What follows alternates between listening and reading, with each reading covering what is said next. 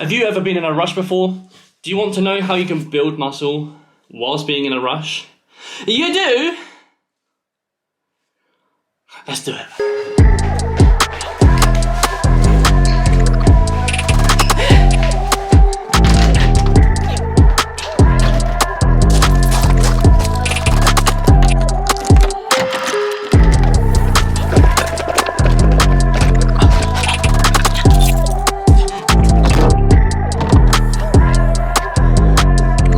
So the reason why I'm in a rush today is because coronavirus has kind of screwed us in multiple ways, but especially selfishly for the gym today.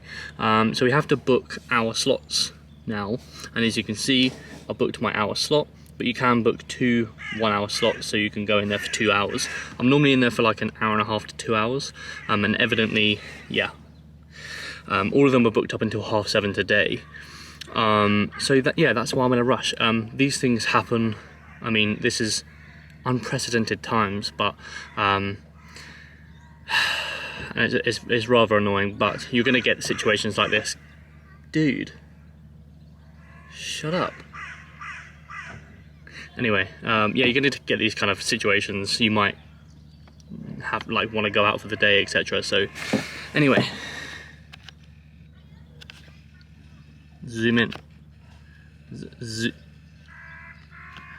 See you in the gym.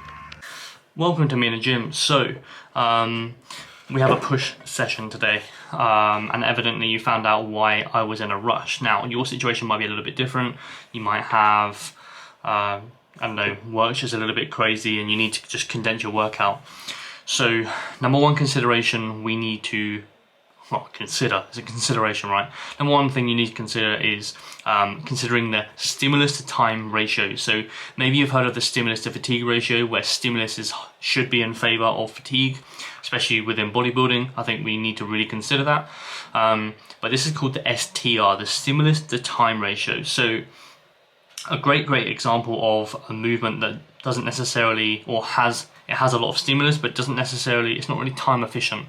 It's going to be something like a conventional deadlift or a back squat. Now, you've got to think that the amount of time it's going to take for you to A, warm up, B, to actually perform the sets, and C, like the rest between sets, and also the fatigue carryover, etc. That would be an example of a movement with a poor STR. It does have a fairly poor SFR, especially if you're advanced, but you've got to really consider when you're condensing your sessions down to pick movements that generally don't take too long, whether that's warming up or just kind of incremental plate, so like plate loading, and things like this. So things to really consider would be that. But you do want to grab as much stimulus as possible in a short amount of time. So we can pick movements that, again, we don't need to warm up for. So something like maybe a machine row, that would be a very good example here. Maybe a bent over row, although it may take a little bit of kind of warming up, but it does have a great kind of raw stimulus magnitude. So yeah, they're just very brief examples. Another thing that you can consider, which I actually did in this push workout, was antagonist and agonist supersets. So what you would do, it's not actually a great example that I did lat raises into a face pull. They're not direct agonists and antagonists. That would actually be like rear delt and front delt. So that would be like a front raise into a rear delt row or a face pull. That would be quite a good example. But another thing you could do is just basically use antagonist and agonist supersets. Things like a lat pull down into a push-up would be a very good example. Again, stimulus to stimulus time ratio would be in favor there, because there's really no setup time with something like that. You don't really need that much warming up for a kind of a push-up or a lat pull down. You maybe need like 1 or 2, but that's about it. So very much things to consider when trying to condense your workout. Now, obviously, I understand this could be or should be really a short-term thing.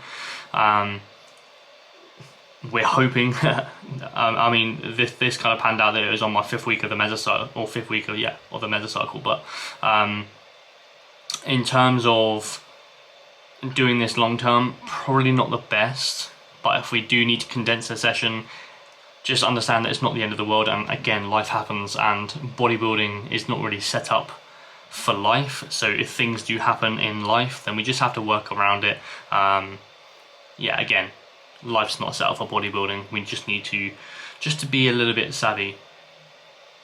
And that's the last rep of my face pull. Oh no, I actually did one more.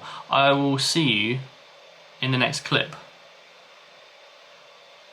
Much love.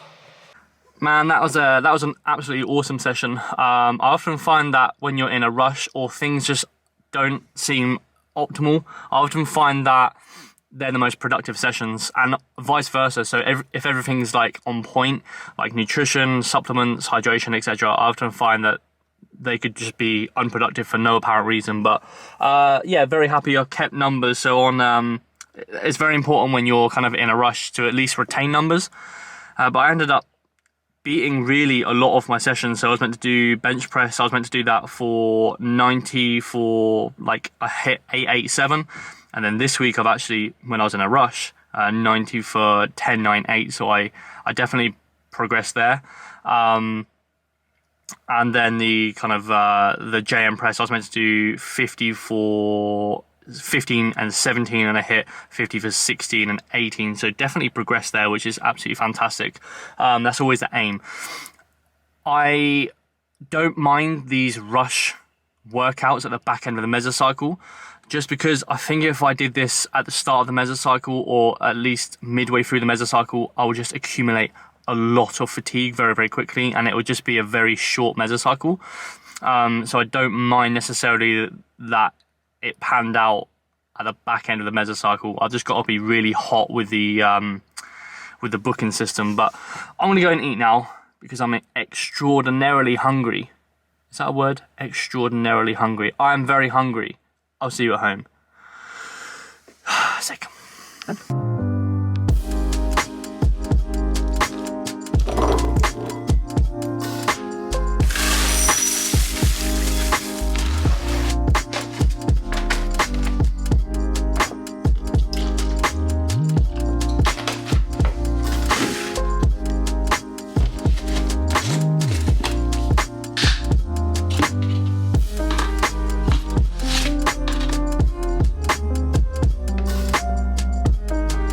Today's macronutrients are 250 grams of protein, 60 grams of fat, and the rest is going to be from carbohydrates. So my calories are going to be 4,200. I have, for post-workout, I have 150 grams of super sweet blueberries. Don't really like super bitter blueberries, so I went for the super sweet ones. Also, I got the white chocolate Cocoa Pops. To be honest, probably never going to go for these ever again. They're pretty poor. They're okay, they're just a sweet Rice Krispie. I don't really like Rice Krispies. Anyway, and then we have, I had one attached to my finger. I have 125 milliliters of milk, and then I have a scoop of cinnamon cereal milk protein. My calories have actually gone up only by 100 because I was not gaining weight, and now I'm back on the gain train. So I actually woke up this morning at 93.1 kg, which is my peak ever body weight. And to be honest, feeling pretty good. I feel a bit like lethargic sometimes because of just how long I've been in this mass. I mean, I haven't really had a prolonged fat loss phase in like 2.5 years, so that kind of goes into, that kind of tells you how long and how committed this kind of gaining phase has been. But yeah, I'm very excited to cut down now. But anyway, I'm gonna eat because I'm very, very hungry. I said in the last clip that I was very, very hungry. I still haven't eaten. But this would remedy it, because if you're hungry, then you eat, you're not hungry. And that, ladies and gentlemen, is content at its finest.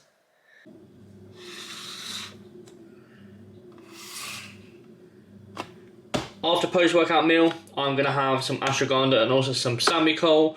Ashwagandha, I'm pretty battered and I want to get into my parasympathetic nervous system quicker, so that's why that's there. And Sambucol because Rona's back and I need to help support my immune system. I mean, Rona never left, but... Hi, I want to give my non-techie review. I mean non-techie. I am quite techie. I like having all the latest gear, but I don't necessarily have an idea. I try to really make that rhyme, but it kind of did rhyme. It did rhyme, but it was just very. It was a bit hard, a bit hard work. So number one thing is going to be the external microphone. I think these are called the Wireless Goes, but basically the reason why I had to buy this was because of this piece of tech that I'm filming it on, the Sony ZV-1. The audio isn't necessarily the greatest. It's okay, but when I filmed my first vlog, I did notice that just the audio was a little bit muffly, so I had to get a Rode external mic for it. And also, the reason why I bought this, well, I bought these first before the Rode mic, but I realised these won't be kind of practical. The main reason why I bought these, one of them's the transmitter and one of them's the receiver. That's the transmitter and this is the receiver. So the receiver goes on the camera and it plugs in via the output and goes into the camera's input, and then they basically link up together via their own Wi-Fi. So basically I can be in the gym with this on. That's the idea. I almost dropped it. But I can basically clip it and then just kind of talk you through movements. That was the idea. And also it's got a range of like 240 foot. Can't be meters, that's a long way. 240 foot. So basically, yeah, I can talk through movements instead of like picking up the camera and go, this is why I did the movement. Yeah, I can just basically go, right, I can talk you through why I'm doing this kind of exercise, why I'm warming up like this, etc. So yeah, review these, very, very good. The only thing is, I do need to have a little play around with it. I did record quite a lot of video last week, and when I got it into my editing software, the audio was not so great. It kind of sounded really muffled. I think it was because it was too close, although I did try it a couple of hours before that and it was absolutely fine. But then obviously when crunch time happened, not so great, but I have since played around with it and I think I've got it working properly. So these are actually very, very good. This is very, very good, except this is the camera I'm speaking about, the Sony ZV-1. Very good, except the audio's not the greatest. It's okay, but I'm a bit... Would the word be anal? Am I going to say anal on a vlog? Yes, I'm just a little bit anal about things. I like things to be very, very meticulous. I think if you follow me on Instagram, you'll know that as well. Anyway, I'm going to leave the vlog there. I hope you took something away. Like, if you are in a rush, it's not the end of the world. Life happens. Bodybuilding is not set up for life. We previously spoke about that. But yeah, I hope you're all well. Make sure you subscribe. Are you subscribed? You better be subscribed. That's not a threat. I'm sorry. But also, like and comment whatever you want in the old comment section. Goodbye.